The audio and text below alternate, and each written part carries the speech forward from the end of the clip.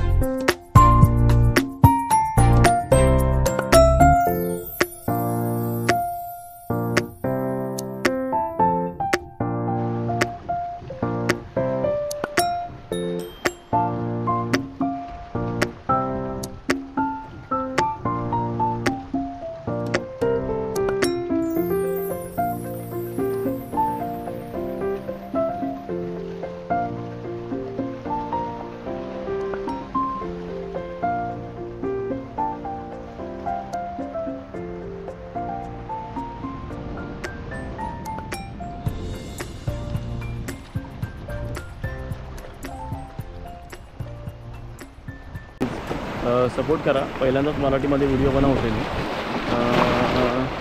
कसं झालं आहे मला माहिती नाही, पण याचप्रमाणे तुम्हाला या व्हिडिओमध्ये फिशिंग पण बघायला मिळाली, काही चांगले लोकेशन पॉईंट पण बघायला मिळाले असतील.